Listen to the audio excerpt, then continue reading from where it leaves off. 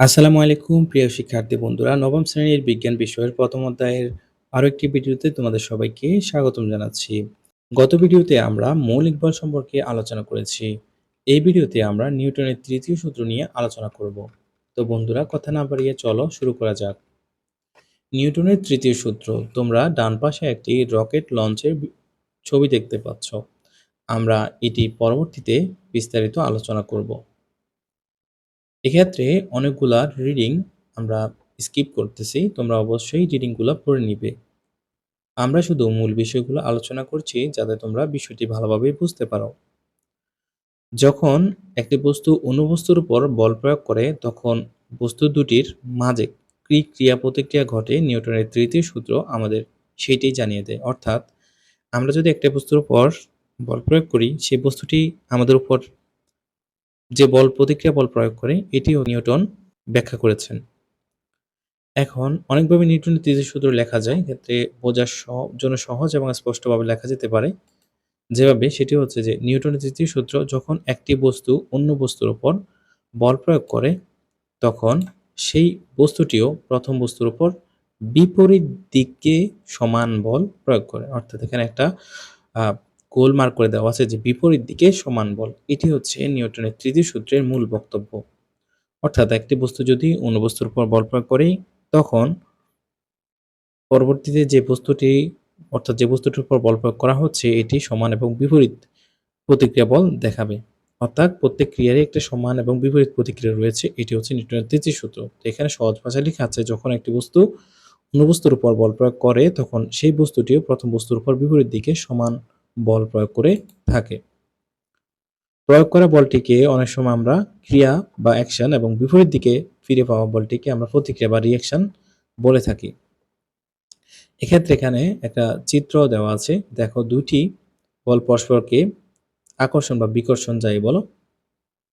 অর্থাৎ একটি আরেকটিকে সংঘর্ষের মাধ্যমে লিপ্ত হয়েছে। তো এক্ষেত্রে লাল বলটি সবুজ বলটির উপর একটি বল প্রয়োগ করছে এবং সবুজ বলটিও লাল বলটির উপর একটি বল প্রয়োগ করছে। তো এক্ষেত্রে যে লাল বলটি সবুজ বলটির উপর যে বল প্রয়োগ করছে সেটিকে ক্রিয়া বল এবং যেটি সবুজ বল সেটি লাল বলের উপর যে বল প্রয়োগ করছে সেটি প্রতিক্রিয়া বল। এক্ষেত্রে দুটি বলই সমান। এখানে একটা বিষয় হচ্ছে যে তোমরা অনেক সময় এটি মনে করে থাকবে যে একটা বস্তু যদি আরেকটা বস্তুর উপর সমান এবং বিপরীত প্রতিক্রিয়া বল প্রয়োগ করে থাকে তাহলে এখানে বল তো ভ্যানিশ হয়ে যাওয়ার কথা। কিন্তু না, আসলে বিষয়টি এমন না। এখানে যদি আমরা দুটি বস্তুর পরিবর্তে একটি বস্তু ব্যবহার করতাম, অর্থাৎ আমরা যদি সবুজ বলটি ব্যবহার করতাম, এক্ষেত্রে যদি ডান দিক থেকে সবুজ বলের উপর একটা বল প্রয়োগ করতাম এবং বাম দিক থেকে সবুজ বলের উপর আরো একটি বল প্রয়োগ করতাম। এক্ষেত্রে কি করতো? এক্ষেত্রে যে বল দুটি একটি আরেকটিকে ভ্যানিশ করে দিত। কিন্তু এক্ষেত্রে আমাদের বস্তু হচ্ছে ২ টি। এখানে লাল বস্তুটি সবুজ বস্তুর উপর এক ধরনের বল প্রয়োগ করছে, সবুজ বস্তুটি আবার লাল বস্তুর উপর আরেক ধরনের বল প্রয়োগ করছে। একটা প্রতিক্রিয়া বল, আরেকটি হচ্ছে ক্রিয়া বল। তো এক্ষেত্রে ২ টা বল ক্রিয়া করছে এবং ২ টি বস্তুর উপস্থিতি আছে। এজন্য একটি বল আরেকটিকে ভ্যানিশ করে না। যদি একই বস্তুতে ২ টি বল প্রয়োগ করা হতো শুধু তাহলেই একে অপরকে বাতিল করে দিতে পারত। এখানে তার আর কোনো সুযোগ নেই। এই আলাদা ২ টি বস্তুতে প্রযুক্ত বল দুটির একটি ক্রিয়া অন্যটি প্রতিক্রিয়া। এতক্ষণ যা আমরা আলোচনা করছি এটি এখানে বিস্তারিত বলা হয়েছে। আচ্ছা, এক্ষেত্রে চিত্র ১.৬ দেখো যে টেবিলকে ধাক্কা দিয়ে একটা ছেলে সরানোর চেষ্টা করছে। এক্ষেত্রে যে ছেলেটি টেবিলের উপর যে বল প্রয়োগ করছে সেটি ক্রিয়া বল এবং টেবিলটি ছেলেটির উপর যে বল প্রয়োগ করছে সেটি হচ্ছে প্রতিক্রিয়া বল। এক্ষেত্রেও ঠিক একই ঘটনা ঘটছে। নিউটনের তৃতীয় সূত্র বোঝার সবচেয়ে সহজ উপায় হচ্ছে একজন কিভাবে হাঁটে সেটি বোঝা। স্থির অবস্থা থেকে একজন হাঁটতে পারে তার অর্থ হাঁটার সময় একটি ত্বরণ হয়। যার অর্থ হাঁটার জন্য বল প্রয়োগ করতে হয়। কিন্তু আমরা সবাই জানি যে যখন হাঁটে তখন কেউ তাদের উপর বল প্রয়োগ করে না। তাহলে বলটি আসে কোথা থেকে? যদি আমাদের ক্রিয়া প্রতিক্রিয়ার বিষয়টি জানা না থাকতো তাহলে আমরা এটি কখনো ব্যাখ্যা করতে পারতাম না। কেউ যখন হাঁটে, এখানে হাঁটার যে একটা আ নমুনা দেওয়া আছে যে কেউ যখন হাঁটে তখন সে পা দিয়ে মাটিতে বল প্রয়োগ করে। অর্থাৎ ক্রিয়া বল সেটি। এই যে এখানে সবুজ চিহ্ন দিয়ে সবুজ তীর চিহ্ন দিয়ে যেটি দেওয়া আছে এটি হচ্ছে ক্রিয়া বল। তখন মাটিও তার শরীরে পাল্টা বল প্রয়োগ করে অর্থাৎ প্রতিক্রিয়া করে। এক্ষেত্রে যে লাল এরো চিহ্ন দিয়ে দেওয়া আছে -F এটি হচ্ছে প্রতিক্রিয়া বল। অর্থাৎ ছেলেটি মাটিতে F ক্রিয়া বল প্রয়োগ করছে এবং মাটি ছেলেটির উপর -F বল ক্রিয়া করছে। এই প্রতিক্রিয়ার কারণেই একজন হাঁটতে পারে।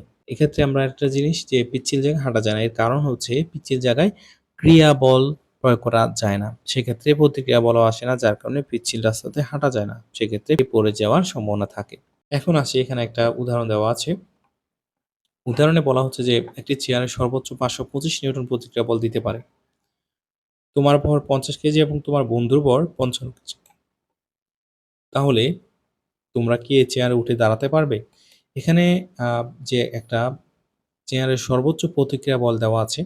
এখানে তোমরা দাঁড়াতে পারবে যদি তোমাদের বল, প্রত্যেকের আলাদা বল যদি 525 নিউটন বল, অর্থাৎ চেয়ারের সর্বোচ্চ প্রতিক্রিয়া বলের চেয়ে কম হয়, তাহলে তোমরা দাঁড়াতে পারবে। যদি সর্বোচ্চ প্রতিক্রিয়া বল থেকে বেশি হয়, তাহলে তোমরা দাঁড়াতে পারবে না, কারণ চেয়ারটি তখন ভেঙে যাবে। তো দেখি আমরা ক্যালকুলেশন করে। এক্ষেত্রে তোমার ওজন হচ্ছে 50 ইন্টু 9.8। এখন 9.8 কেন? তোমরা ক্লাস 8 এ বিষয়টি বুঝতে পেরেছিলে। তো আমি আরো একবার বলে দিচ্ছি। এক্ষেত্রে 9.8 হচ্ছে ত্বরণ। আমরা জানি ওজন হচ্ছে ওজন ইকুয়াল mg। এক্ষেত্রে m হচ্ছে তোমার ভর আর g হচ্ছে অভিকর্ষজ ত্বরণ অর্থাৎ g। g এর মান আমরা জানি 9.8। সো এক্ষেত্রে যে ওজন বের করার ক্ষেত্রে আমাদের ভরের সাথে 9.8 গুণ করেছে। সো এক্ষেত্রে টোটাল তোমার ওজন হয়েছে কত? 490 নিউটন। এবং তোমার বন্ধুর ওজন হয়েছে 55 এর সাথে 9 গুণ করে 539 নিউটন। এখন দেখো যে তোমার ওজন 490 নিউটন, তা হচ্ছে চেয়ারের সর্বোচ্চ প্রতিক্রিয়া বল থেকে কম। সো তুমি যদি 490 নিউটন বল প্রয়োগ করো, তাও চেয়ারে কিচ্ছু হবে না। তার মানে তুমি চেয়ারটিতে দাঁড়াতে পারবে। কিন্তু তোমার বন্ধুর ক্ষেত্রে হয়ে গেছে 539 নিউটন। কিন্তু চেয়ারের সর্বোচ্চ প্রতিক্রিয়া বল 525 নিউটন। অর্থাৎ চেয়ারের সর্বোচ্চ প্রতিক্রিয়া বল থেকে তোমার বন্ধুর ওজন বেশি। সো তোমার বন্ধু চেয়ারটিতে দাঁড়াতে পারবে না। চেয়ারটি তখন ভেঙে যাবে। এই যে নিচে মার্ক করে গোল করে দেওয়া আছে। তো বন্ধুরা, আমাদের আজকের ভিডিওটি এই পর্যন্তই। আমরা পরবর্তীতে নিউটনের অন্যান্য সূত্র সাপেক্ষে মহাকর্ষ বল আমরা আলোচনা করব। আজকের এই ভিডিওটি কেমন লাগলো অবশ্যই কমেন্ট বক্সে জানাতে ভুলবে না। সেই সাথে আমাদের পরবর্তী ভিডিও পেতে আমার চ্যানেলটি সাবস্ক্রাইব করে বেল আইকনটি বাজিয়ে দাও।